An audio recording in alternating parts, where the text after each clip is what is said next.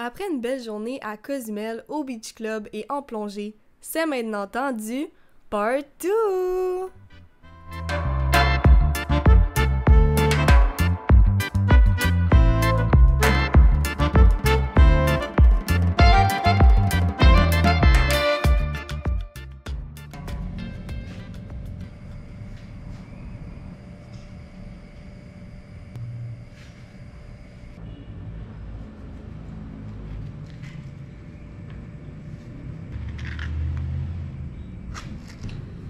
Bon matin, on est notre deuxième jour complet à Cozumel. Fait qu'hier, on est allé faire nos plongées de nuit. Moi, la première, c'était fou. C'était malade. On a vu des Eagle Ray. C'est genre des raies avec des petites taches blanches dessus. Il y était deux. On les a vus plein de fois durant la plongée. Sinon, on a vu les grosses tortues, comme dans les films. On en a vu deux. Sinon, on a vu aussi des rainbow fish, des... je sais pas si c'est vraiment le bon terme, mais des genres de cowfish. Ils ont comme des cornes ici, là. La flore sous-marine, c'était incroyable. Incroyable, j'ai jamais vu ça. En fait, Cozumel, c'est sur un reef, des coraux. Fait qu'on avait comme... Dans le fond, le site qu'on est allé, je veux m'en rappeler, mais c'est... je sais que c'est quelque chose garden. C'était comme un gros corail sur 3,5 km que notre guide Arturo nous a dit. Mais sinon, en soi, c'était vraiment bien organisé. J'ai vraiment aimé plonger avec Aldora et Samson Paddy. Puis eux, comment ils fonctionnent en fait, c'est qu'ils vont plonger en nitrox. Donc c'était ma première fois en nitrox à moi et à Ken. Ils vont plonger en nitrox pour justement allonger la plongée le plus possible.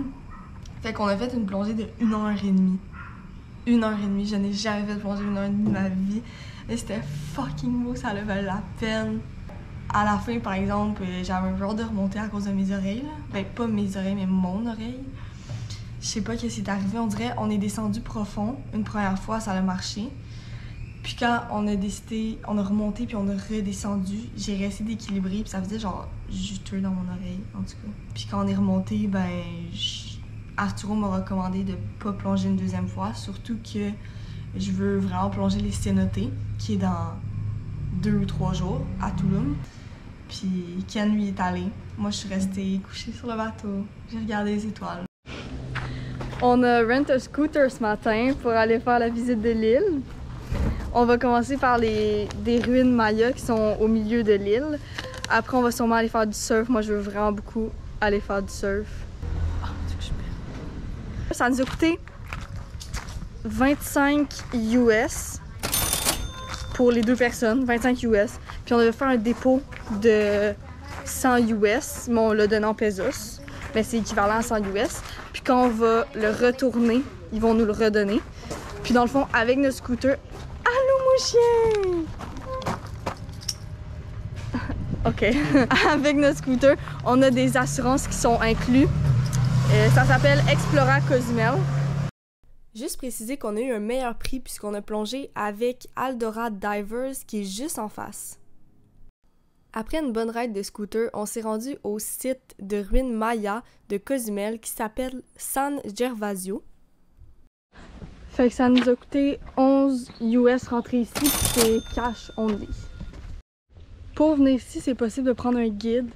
Les guides à l'entrée qu'ils vont vous proposer sont 20 US, mais ce qu'on s'est fait dire, c'est que les autres guides, quand tu passes la deuxième guide, parce qu'il faut que tu payes 6 $ à l'avant, puis 5 $ en rentrant, c'est fait comme ça.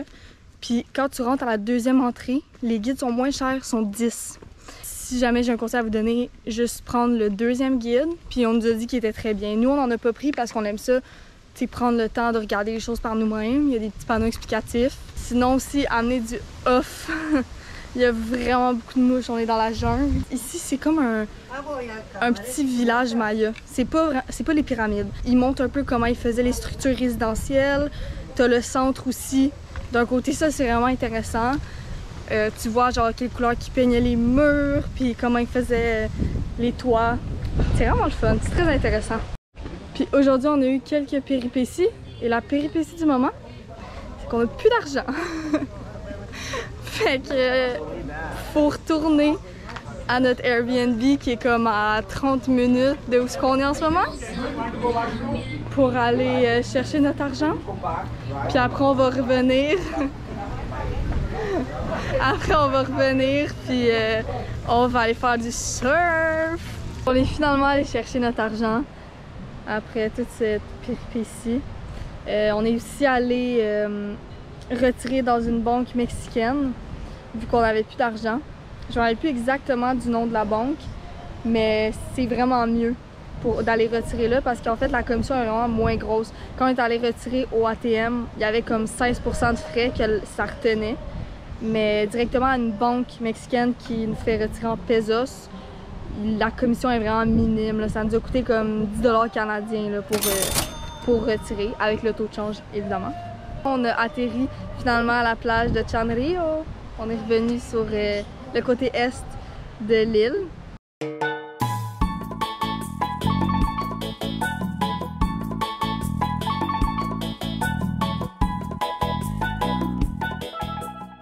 Puis il va y avoir la location au fond là-bas, location de surf. Je voulais vraiment faire du surf aujourd'hui, mais les conditions, je pense, sont pas favorables. Il y a le drapeau rouge sur la plage, puis il y a personne qui est dans l'eau en train de faire du surf. Fait que je vais aller demander tantôt, mais je pense que il n'y a pas de surf aujourd'hui.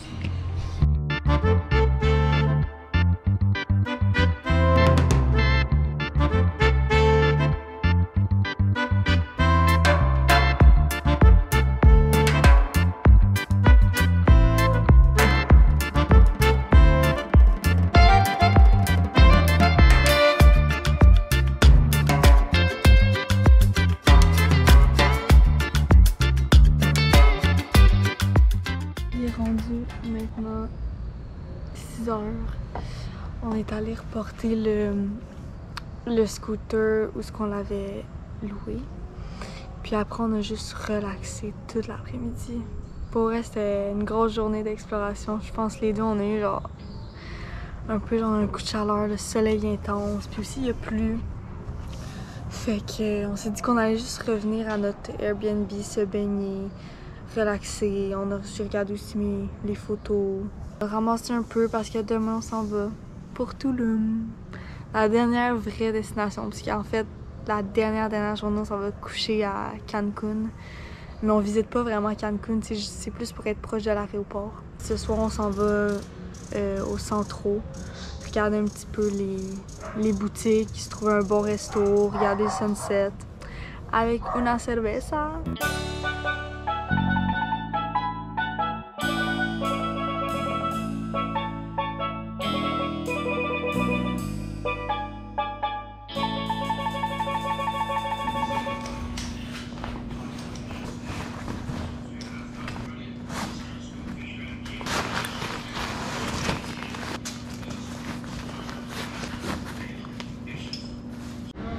Bon matin, il est 11h30 et on s'en va vers Playa del Carmen pour se diriger vers Tulum. Notre dernière destination, on va être là 3 jours. Par contre, on s'est fait un peu avoir. On n'avait pas checké les heures de Ultramar, qui est la compagnie qui fait les transferts en bateau pour aller jusqu'à Playa del Carmen. Puis là, le prochain est à 1h. Il est 11h30. Donc, on a du temps à tuer parce qu'on a remis les clés du Airbnb. Il fallait le quitter pour midi, fait qu'on est déjà parti. Fait qu'on est venu au Starbucks. On a pris un petit drink en attendant à l'air climatisé. Et après, dernier traversée de bateau du voyage.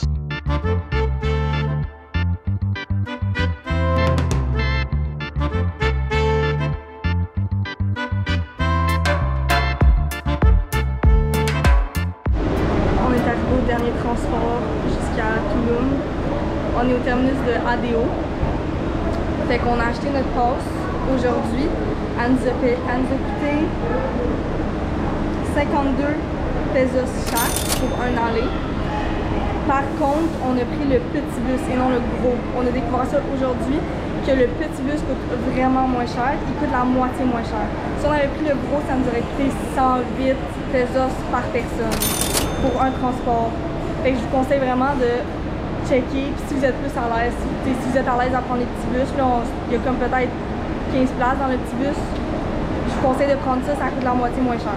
C'est sûr qu'en pesos, ça vaut pas grand-chose, mais au final, vous pouvez peut-être vous payer une crème glacée avec l'autre moitié. Et le nom de ce bus-là, c'est le bus Connecta.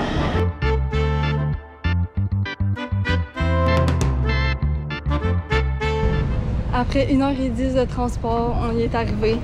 Il faisait vraiment chaud, je pense qu'il n'y avait pas d'air climatisé dans ce petit bus-là. Puis on était un petit peu plus serrés que dans le gros qu'on avait pris. Là, on s'en va à notre hostel. On est au Che Hostel. Oh my god, c'est tellement beau. Il y a deux parties. Il y a la partie, je crois, que c'est vraiment l'accueil, piscine centrale, le petit bar, pour le breakfast, le déjeuner le matin. Il y a aussi un Paddy Dive Shop. C'est vraiment hot, direct sur place. Par contre, il est fermé à l'heure qu'on se parle. Puis nous, on voulait booker nos plongées ce soir pour les prochains jours. Fait qu'on a fait affaire avec quelqu'un d'autre. Puis dans ce bloc-là, je pense qu'il y a les dorms. Puis dans le bloc que nous on est, c'est juste en face, l'autre côté de la rue. Là, ça va être, c'est genre une grosse édifice. Puis c'est là qu'il y a vraiment les chambres. Puis c'est vraiment fait en appartement. Mettons, nous, on est dans un appartement, puis il y a une autre chambre à côté de nous, qu'eux aussi ont leur toilette privée, comme nous, chambre, toilette privée. Puis on a la cuisine commune avec eux, salon, terrasse. C'est vraiment bien fait. Puis on a aussi une autre piscine ici, qui est plus tranquille, que là, il n'y a pas vraiment beaucoup de monde. Je pense depuis qu'on est arrivé, on a vu comme une personne y aller. Sinon, sur le rooftop du bâtiment, il y a un petit café, une salle avec du Wi-Fi, vraiment une belle vue. C'est sûr que pour un hostel, par exemple, c'est quand même cher, mais pour les services qui sont offerts, je trouve que c'est quand même bon. On est rentré puis on a vraiment eu une belle accueil, tout est sécurisé. Faut que tu pèses sur un bouton pour qu'il t'ouvre personnellement. Puis notre section à nous, les chambres privées, c'est barré avec un code. Puis aussi, quand t'arrives, ils t'offrent des petits trucs comme ça. C'est pour des breuvages. Fait qu'on en a un chaque. Sinon, il y a beaucoup d'activités d'organiser. Par exemple, ce soir, on a été invité à la soirée pizza. Donc, on a payé 150 pesos chaque pour avoir de la pizza à volonté. Sinon, je sais que chaque jour de la semaine, ils font quelque chose de spécial. Par exemple, le lundi, c'est la journée yoga. Fait qu'ils font des cours de yoga. Je sais qu'ils font aussi des cours de salsa, si je ne me trompe pas. Aussi des visites déjà préparées, comme la visite de Chichen Itza, la visite de Cenote. C'est malade. On va avoir le plus beau 3 jours.